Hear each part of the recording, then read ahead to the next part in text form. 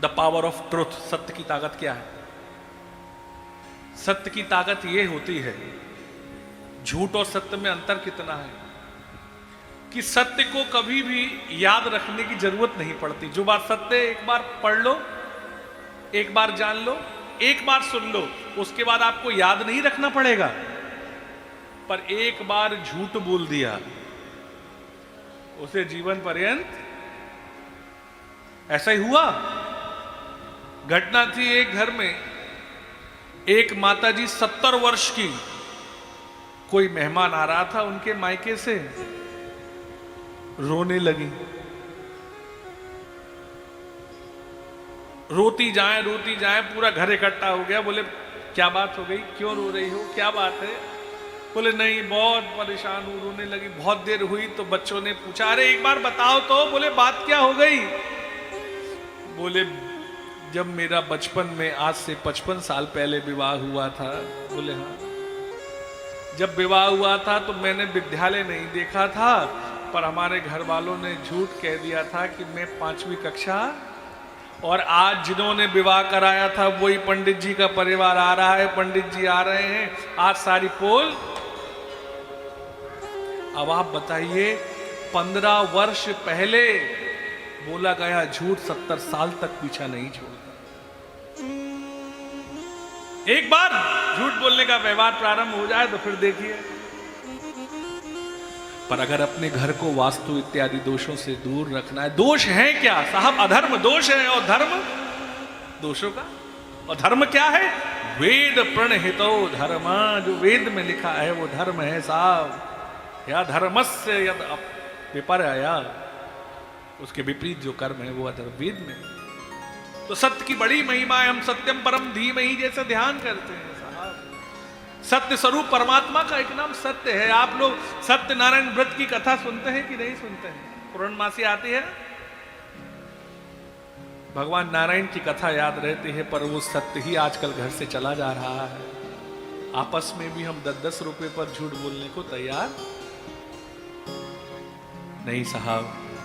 ये वाणी अगर सुन रही है, तुमेव माता च पिता तुमेव बंधुश्च सखा तुमेव विद्या द्रविणम तुमेव सर्वम मम देव देव। तो जब ये झूठ बोलती हो तो क्या भगवान के कान सुनते नहीं होंगे? हम लोग भगवान को भी अपने हिसाब से ही सेवा में एडजस्टमेंट कर लेते नहीं, थोड़ा सा। सत्य नहीं है घर में तो क्या नहीं है? बोले तप नहीं है, बिल्कुल भी नहीं है। वर्तमान समय में तप को कहते हैं काया कलेश इति तपः। काया को, जैसे तप का एक छोटा सा आधार बताएं, जो वानप्रस्थी लोग होते हैं, वानप्रस्थ धर्म में जहां वर्णन आया है, संत लोग क्या करते हैं, देह आसक्ति जो छूटने के लिए जब भयंकर सर्दी पड़ती है, क्योंकि देह तो एक दिन हम नहीं छोड़ेंगे, तो अभी छोड़कर जाना है।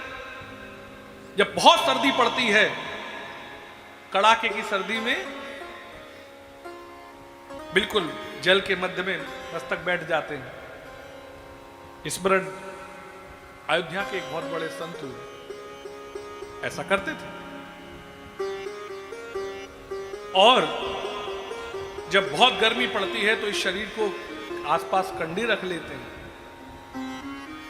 मैंने अपने जीवन में ऐसे संत के दर्शन करे, छपरा के परम संत, परम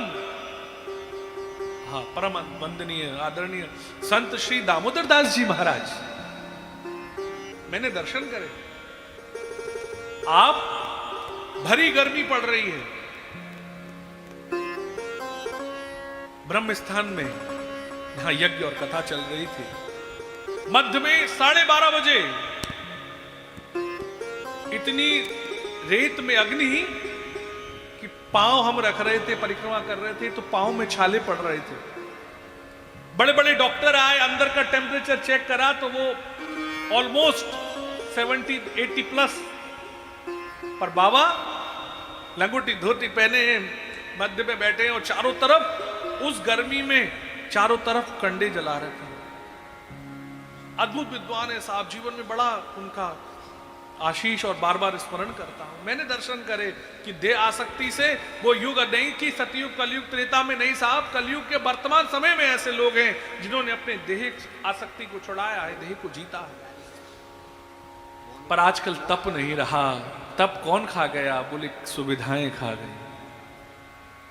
जितनी ज्यादा सुविधा मिलती है, तप का एक और धैर्यता। धैर्यता कैसी?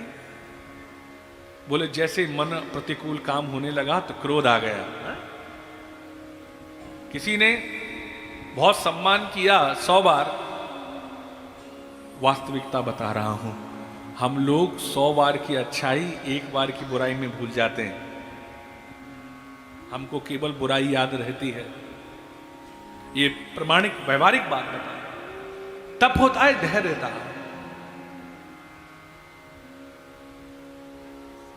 तप नहीं दिखा, धैर्यता नहीं है आजकल।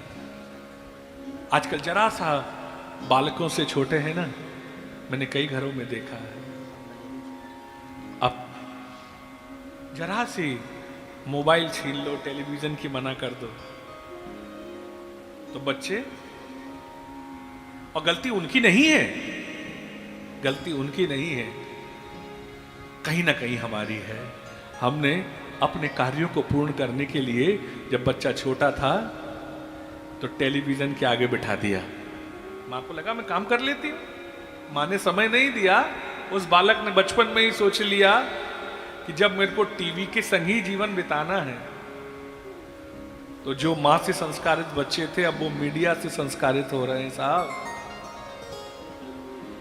आजकल बच्चों के लिए समय निकालना चाहिए। ये सब दया दानम न विद्यते। जिस घर में सत्य नहीं है, धैर्यता नहीं है, तो उस घर से क्या सबसे पहले चला जाएगा? सबसे पहले जाएगी दया। आप विश्वास मानिए, दया का बहुत बड़ा गुण है।